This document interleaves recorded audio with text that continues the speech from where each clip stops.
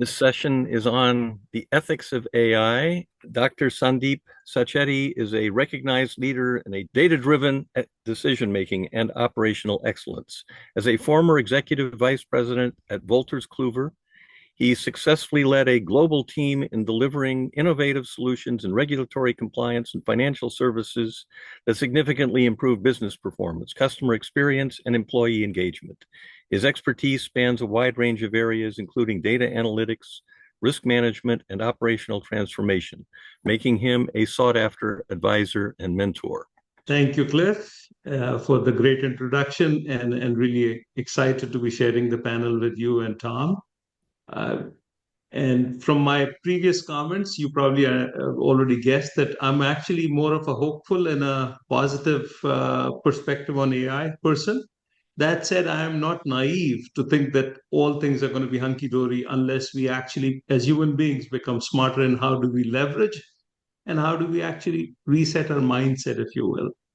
So given that the panel was on ethics, I'm actually going to talk about how did I think about ethics over the last few weeks in preparation for this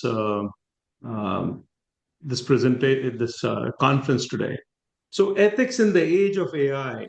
Why do I think this is a subject that's important? Exactly for the reasons that Fred and Ansel set up the stage. This is a transformational technology. Any which way you think about it, whatever stance you have, whether it's a positive or negative stance, it doesn't matter. It's impacting us every day. So we got to think about ethics about it. Our own ethics in the face of AI. And that's the framework that I'm trying to propose here as to how do we think about incorporating in our moral framework, if you will. And very importantly, I want to be upfront about it and say, look, it's like a calculator. Every accountant utilizes a calculator. I'm utilizing multiple calculators in putting this thought together. Because I don't believe ChatGPT or Claude or Manus or Gemini can do this on their own, because I tried. And what you get is lots of flowery language, something that actually looks quite good on the surface. But when you read through it and you sit back and say, what did I write actually? What did this chatbot write? There was a whole lot of nothing. So it has to be directed.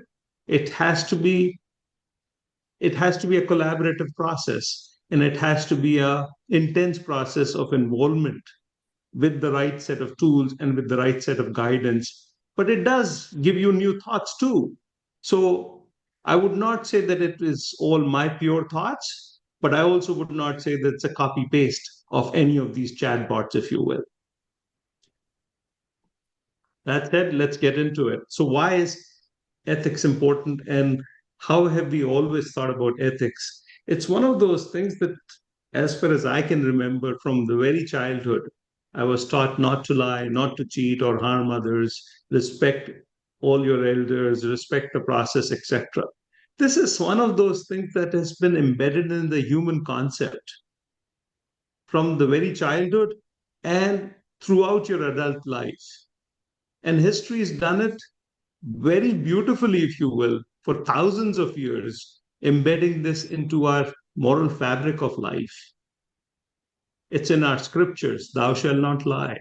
Not thou shalt not lie, but many other things. But it's in our scriptures. It's in our courtroom oaths. It's in our school mottos. It's in our corporate code of conduct. So much so we believe that having a code of conduct, having ethics is so important to humanity's progress that 3,000 years ago, Hammurabi chiseled it in a tablet, the Hammurabi code. It's that important. Humanity believed that you really need to make sure that everybody follows a certain moral principle and set of codes that allows us to continue to progress and live a decent life. What that has done is it has allowed us to instinctively respond in a positive manner in fast moving situations. It's kind of like second nature. Excuse me, Sandeep, maybe you want to advance your slides, or you're still on the title slide. Oh, I'm still on the title side, even though Yes. I have actually moved my slide on here. So how does that work? Did it move? No? Uh,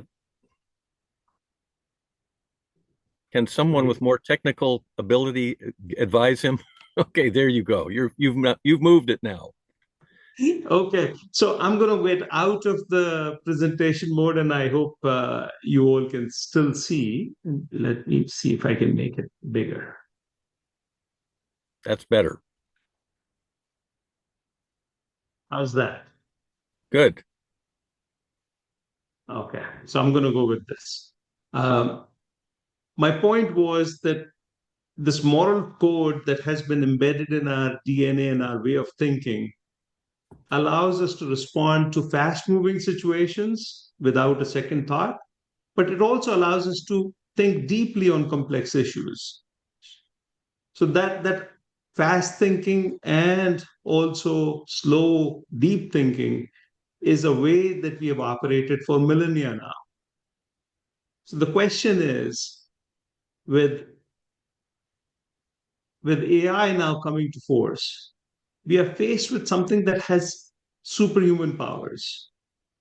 Use your term that you are comfortable with, but these AI capabilities are impacting us through every single domain already, and going forward they'll be embedded and be impacting us in every single walk of our life, whether it's hiring for jobs, whether it's healthcare, policing, education, you name it, and it's going to be there.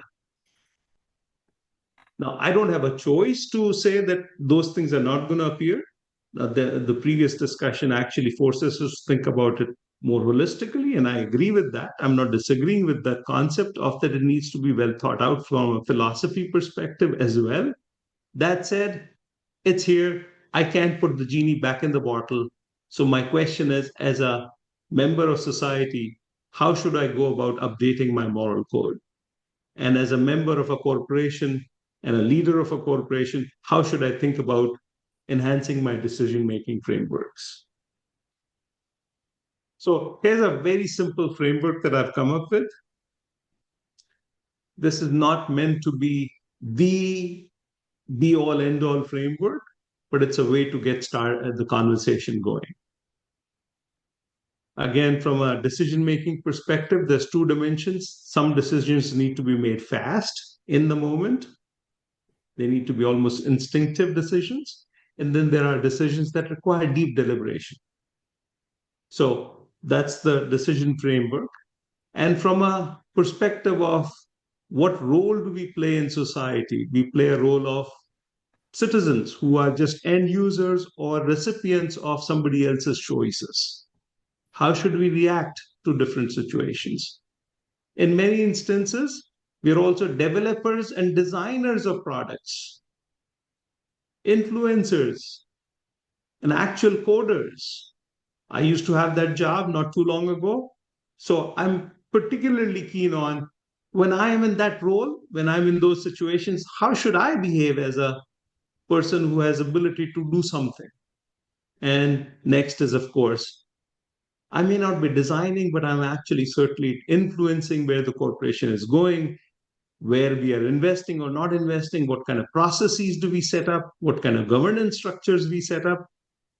So, as leaders of corporations, we have certain responsibilities and ability to also influence. So, how should we go about thinking about it?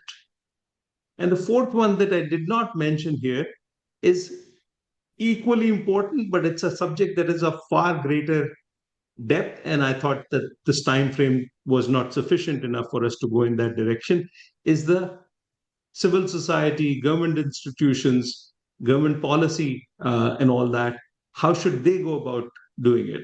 But my feeling was that if we address these first three, then government is a reflection of what the citizens of the world need. And hence it can be influenced. It may be a naive assumption, but it certainly is one that I'm right now proposing. So I'm going to focus on the first three of these uh, uh, normal citizens, developers and designers, and corporate leaders? How should we go about engaging in decision making in the face of AI being embedded in every single aspect of our lives? When should we speak up instantaneously? When should we deliberate? And when should we take time to learn and advocate, etc.? So the way I'm going to do this is by utilizing a few examples, and I'd love participation from all of you through just the chat function. How would you react? There are no right or wrong answers because there's no Hammurabi's code yet developed for citizens to engage with AI in an effective and collective manner. So we have to build our own senses and collective, if you will, consensus over time. So here's a couple of case studies, if you will. So think of yourself now as an individual, not as a leader of a corporation or anything like that, but as an individual. If you were faced with working on a AI project, how would you respond? Would you raise your voice if it was a predictive policing project? What if it was deep fake tools that you were working with? Would you have red lines for yourself? Now, these are things that may require deep thinking. It is not one of those things that you instinctively would say, no, I'm going to stay out of it. For example, deep fake tools. Clearly, deep fake tools are a no-no for certain parts of our life. If you're creating pornographic images, that's just absolutely wrong. What if we are actually creating images of historical figures who are long dead but want to create a portrait out of it for educational purposes? Is that wrong too? I don't know. I'm not saying that there's a right answer or a wrong answer, but it allows you to think, that it shows you that certain things may require deeper thought.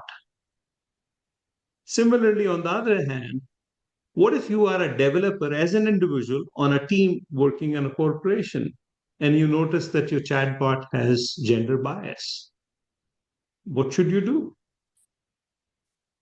This is where you should have a moral compass that allows you to think fast and respond instantaneously and not have this option of, I'll do nothing. Because you have agency. You should be able to pause the release. You should be able to raise your hand and say that, hey, let's do a peer review and see, am I seeing something that is not really there, etc. So you get the idea that individuals have choices and individuals have agency that they should utilize. But for this, you need to become sensitive and aware that these are questions that are going to be coming in your direction as you experience either outcomes of systems or be part of developing those systems. Similarly, at the corporate level, leaders of corporations also have choices, and they need to have their own decision-making frameworks built in the similar manner. What if bias was discovered in a model utilized for school admissions? What should they do? What should that software company do, or what should the school that is admitting students do about it? Well, some of the things that you could do is regular audits, utilize open source tools like IBM Fairness tool, or there's model cards. There's Microsoft has a set of principles and a set of tools. Google has published a set of tools and principles. So there are methods out there, but none of them are perfect. And therefore, this is a process. Staying out of these tool utilization is also, in my opinion, not just difficult to do, but almost an impossible thing to do.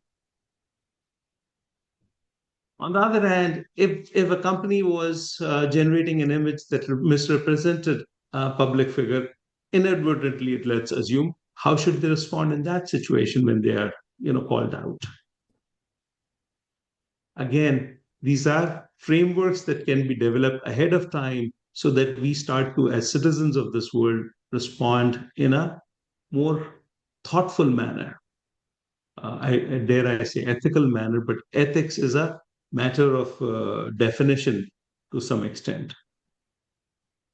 Now, some of the things that I just showed you were rather, theoretical, you would say, or rather shallow examples.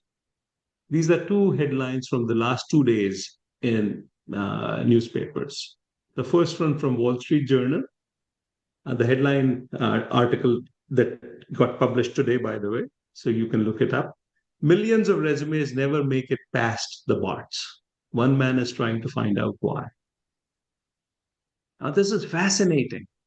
Now, think about it. This person decided, or rather, the story is as follows, that he applied for 100 positions and got turned down by all of them, and by a bot.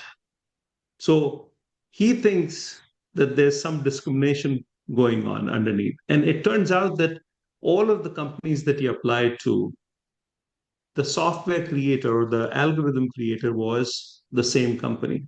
So there's a possibility here.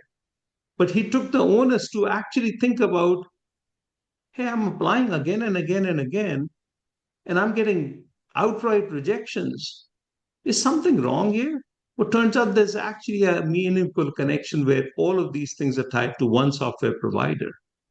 There could be something here. This is a case right now, so we don't know what the end outcome will be.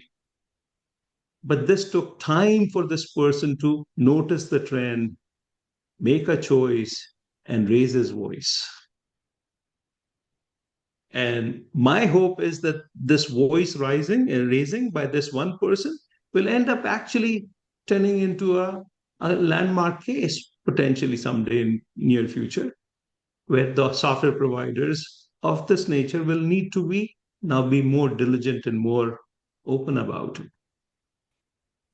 On the other hand, different headline from New York Times 2 days ago, I think, AI sludge has entered the job search space.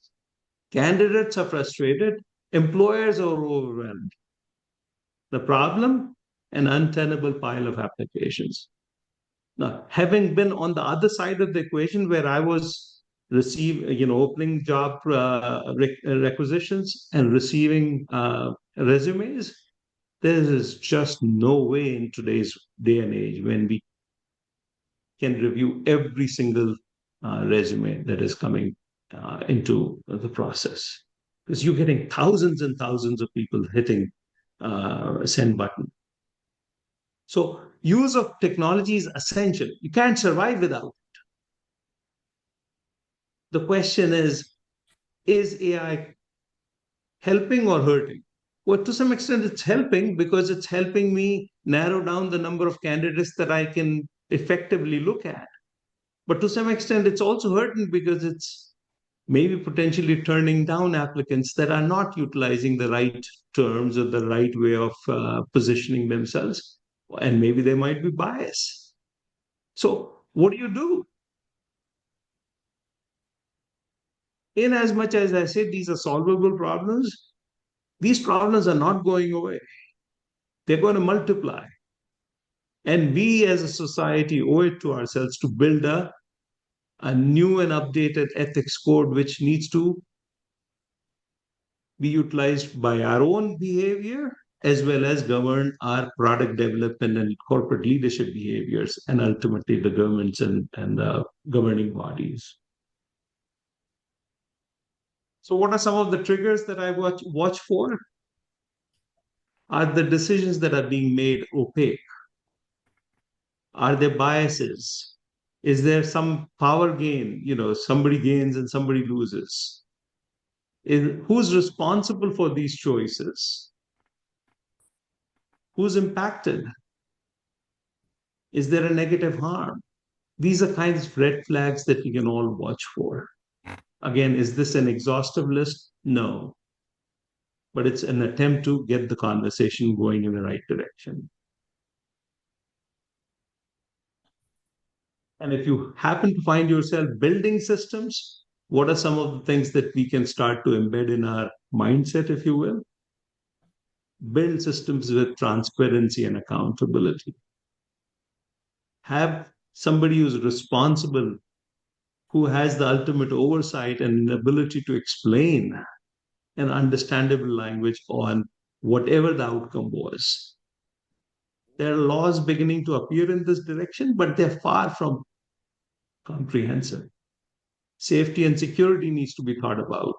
Is my data going to be safe? Is it going to be utilized for only the things that we disclose it to be utilized for? Is it going to be fair to every member of society that it's going to impact, etc.? Pitfalls to avoid if you were in a corporate leadership position, ethics is not an afterthought. If it's an afterthought, your game's already over.